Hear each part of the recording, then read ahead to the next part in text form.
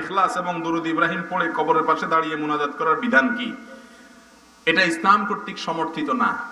আমাদের দেশে আমরা বেশিরভাগ মানুষ মনে করি যে কবরস্থানে গিয়ে সূরা ফাতিহা পড়তে হয় একবার, সূরা ইখলাস পড়তে হয় 3 বার, আল হাকুমুত তাকাসুর পড়তে হয়, আবার আপনার আয়াতুল কুরসি পড়তে হয়, আরো কি কি আছে। এগুলো সব আমাদের মৌলভী সাহেবদের বানানো আমল। এগুলো মেড ইন মদিনা না, এগুলো 2 নম্বর, made in China. Made in Medina যদি জানতে চান, তো মেড ইন মদিনা হলো কবরস্থানে গিয়ে কবরবাসীকে সালাম দিবেন, সালামুন আলাইকুম দারা কওমিল মুমিনিন ওয়া ইন্না ইনশাআল্লাহু বিকুম লাহিকুন আনতুম লানা সালাফুন ওয়া নাহনু লাকুম তাবাউন। আরো বিভিন্ন রকমের হাদিসের ভাষ্য আছে।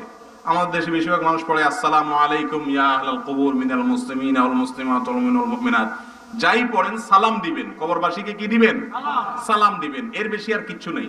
সেখানে যাই এই সমস্ত দোয়া দুরুদ এটা পড়তে হবে, এই সমস্ত কোনো নিয়ম নাই। এসব তিনি বক্তব্য দিচ্ছেন কি যে কবরের পাশে গিয়ে কবর জিয়ারত করতে গিয়ে সূরা ফাতিহা পড়া যাবে না, সূরা নাস পড়া যাবে না, সূরা ফালাক পড়া যাবে না, সূরা ইয়াসিন পড়া যাবে না। এগুলো নাকি মেড ইন চায়না। নাউযুবিল্লাহ, নাউযুবিল্লাহ। সহ্য করা যায়? জি না। কোরআন কি চায়না থেকে উৎপত্তি হয়েছে? জি না। হ্যাঁ, জি না। এগুলো মানে কত বড় জঘন্য কথা, কত বড় জঘন্য মিথ্যাচার। গতকালকের আগের দিনে কয়েকটা হাদিস গ্রন্থ দেখেছি। আল্লাহর হাবিব কবর জিয়ারত করতে বলেছেন, আমাদেরকে কবরবাসীর জন্য হাদিয়া পাঠাতে বলেছেন, তওবা পাঠাতে বলেছেন। আমরা কবরবাসীর জন্য কি করব? এখানে আমি একটা বিষয় শেষ করে যাই আগে। তিনি বলেছেন এটা মেড ইন মদিনা না, এটা মেড ইন চায়না। কোন মূর্খ মুসলমান কি সহ্য করতে পারে? আমি শায়েখ ভক্ত যারা রয়েছেন, শায়েখের অনুসারী যারা রয়েছেন, আমাদেরকে যারা বকাঝকা করেন, আমাদের আপনাদের জন্য আফসোস হয়, দুঃখ লাগে। আমাদেরকে বকা দিলে তো কিছু আসে যায় না, কিন্তু দুঃখটা এই জায়গায় যে আপনি আমার রাসূলের চাইতে বেশি ভালোবেসেছেন। আপনি আপনার শায়েখকে মনে রাখবেন, ওমরের মতো একজন জাজরাইল সাহাবী, তিনি বলেছিলেন যে আমার জীবনটা ছাড়া সবকিছুর চাইতে বেশি আমি আমার রাসূলকে ভালোবাসি। রাসূল বলেছে, ওমর এখনো তুমি ইমানদার হতে পারো নাই, এখনো তুমি মুমিন হতে পারোনি। পরে ওমর বলেছিলেন, ইয়া রাসূলুল্লাহ, ইয়া হাবিবাল্লাহ, আমি আপনাকে আমার জীবনের চাইতে বেশি ভালোবাসি। রাসূল বলেছে, এতক্ষণে তুমি মুমিন হয়েছো। আল্লাহু আকবার। রাসূলের সাথে কত গভীর প্রেম আমাদের রাখতে হবে, কত গভীর শ্রদ্ধা রাখতে হবে, সেটা হলো আমাদের জন্য ফরজ, মুমিনের জন্য, ইমানদারদের জন্য ফরজ। আমার কাছে আফসোস লাগে যে এত বড় জঘন্য কথা বলার পরেও আপনারা কেমন করে চুপসে রইলেন। আমি আপনাদের কাছে একটা কথা বলি, একজন মানুষ চুরি করে যদি চুরির মালটা রাখার জায়গা না পায়, সে আর কোনোদিন চুরি করবে না। একটা মানুষ যদি অপরাধ করার পরে সে প্রশ্রয় না পায়, তাহলে সে আর কোনোদিন নেক্সট টাইম চুরি অপরাধ করবে না। আজকে আপনাদের মতো সাপোর্টার যারা, যাদের বিবেক বলতে আমি মনে করি কিছুই নেই, আপনাদের মতো সাপোর্টার যারা রয়েছেন, তাদের কারণে কিন্তু তারা অপ্রতিরোধ্য অপরাধী হিসাবে তারা কি করতেছে, সামনের দিকে এগিয়ে যাচ্ছে। এটা কিন্তু আমরা মুসলমানের জন্য ভালো সুফল বয়ে আনবে না, পৃথিবীর জন্য আর আখিরাতে তো অস্তিত্বই থাকবে না। আমি আপনাদেরকে বলতে চাই, সূরা ইয়াসিন অবতীর্ণ কোথায়? সূরা ইয়াসিন, সূরা ফাতিহা, সূরা নাস, সূরা ফালাক, এগুলো কোথায় অবতীর্ণ? সূরা ফাতিহা মক্কায় অবতীর্ণ। কোথায়? মক্কায়। সূরা ফাতিহা কোথায় অবতীর্ণ?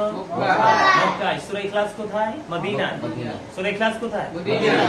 সূরা ফালাক কোথায়? মক্কায়। মক্কি। সূরা নাস কোথায়? মদিনায়। সূরা নাস কোথায়? মদিনায়। তো এই যে সূরাগুলো বললাম, আমি ইয়াসিনে নাই গেলাম, কারণ ইয়াসিন তো সবাই পড়ে না। আমরা সিম্পল ভাবেও যখন আমরা কোরআন তেলাওয়াত করতে যাই, কবরের পাশে যাই, এই সূরাগুলো পবিত্র ভূমি মক্কা এবং মদিনায় নাজিল হয়েছে। তিনি বলেছেন কি? Made in China. China smart ভাষায় বলেছেন। অশিক্ষিত মানুষগুলো বুঝবে না। অশিক্ষিত মানুষ কি করবে না? বুঝবে না, বুঝতে পারবে না। অশিক্ষিত মানুষ বুঝবে না মেড ইন চায়না মানে কি, এটা বুঝতেছে না তারা।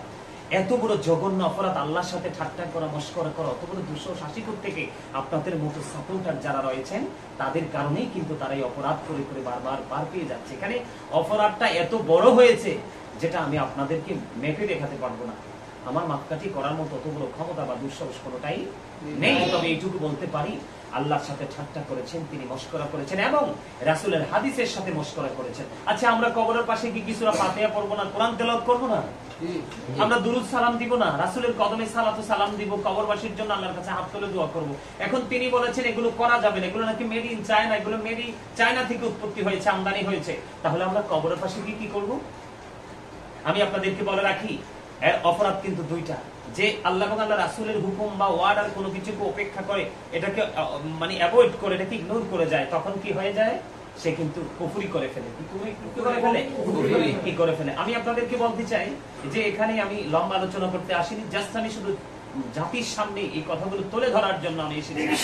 জাতির সামনে বিষয়গুলো আমি শুধু জাস্ট তুলে ধরার জন্য এসেছি, কারণ অত্যন্ত লজ্জাজনক, অত্যন্ত অপমানজনক কথা আমার কাছে মনে হয় তাদের কারণে, এবং তাদের সমর্থন যারা, সহমত যারা পোষণ করে তাদের কারণে আমার কাছে মনে হচ্ছে আমাদের এই পৃথিবীটা খুব অল্প সময়ে ধ্বংস হয়ে যাবে।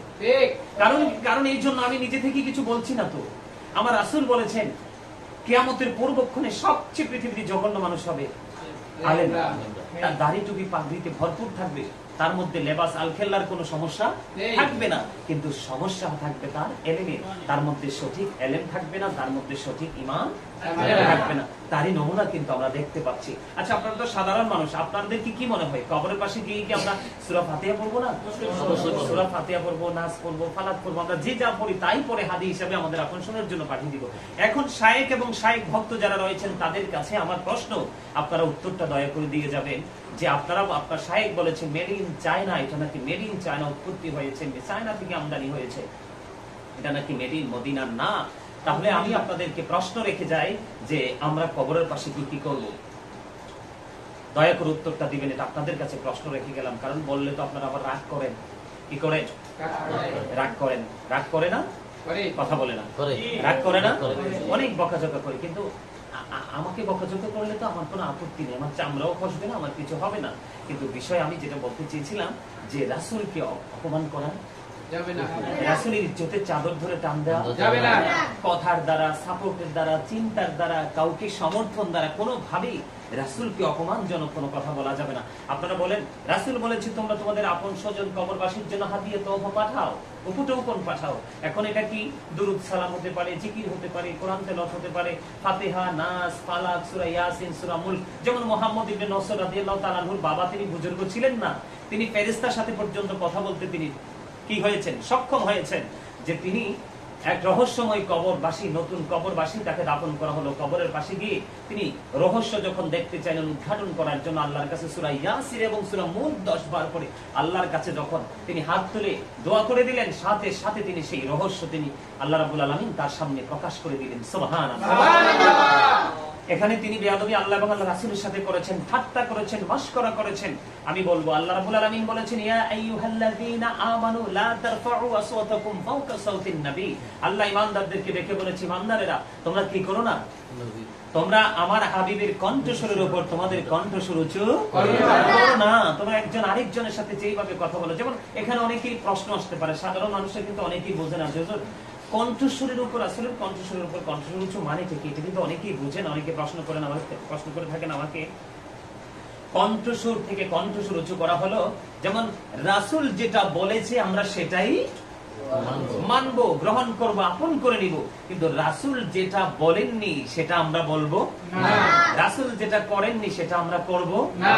রাসূল বলেছে আমরা জিয়ারত করব, আপন স্বজনের জন্য হাদিয়া পাঠাবো, তাদের জন্য তওবা পাঠাবো, তাদের জন্য যখন আমরা এই দুরূদ, সালাম, মিলাদ, কিয়াম, কোরআন তেলাওয়াত যাই করি, এগুলো কিন্তু বিশাল পাহাড়ের ন্যায় রূপান্তরিত করে এই যিনি কবরবাসী তার জন্য আল্লাহ রাব্বুল আলামিন হাদিয়া বরাদ্দ করে দেওয়া। সুবহানাল্লাহ। তাহলে রাসূল বলেছেন তুমি এটা করো, ওই শায়েখ বলেছে তুমি এটা করো না, তাহলে তার কণ্ঠস্বর কি রাসূলের কণ্ঠস্বরের উপর উঁচু হয়ে গেল না? আর আল্লাহ রাব্বুল আলামিন এই কোরআন পাঠিয়েছে মক্কা এবং মদিনা। আমি একবার বলেছি, দ্বিতীয়বার রিপিট করতে চাই না, সময় লাগবে, কারণ আমার আরো আলোচনা বাকি আছে। তাইলে এখন সে আল্লাহ রাব্বুল আলামিনকে পর্যন্ত ওভারটেক করলো না? কথা বলে না? আল্লাহকে পর্যন্ত ওভারটেক করলো না? আল্লাহ পাঠিয়েছে মক্কা মদিনার পবিত্র ভূমিতে রাসূলের কাছে, আর সে বলতেছে মেড ইন চায়না। আপনারা ভিডিও দেখেন, আমি যদি মিথ্যা বলে থাকি আর আপনাদের সর্বশেষ এই বিষয় নিয়ে কথা বলতে চাই না। আমি কোরআন এবং হাদিস থেকে প্রমাণিত সে আল্লাহ এবং আল্লাহর হাবিবের সাথে ঠাট্টা এবং মশকরা করেছে, সে কুফরি করেছে।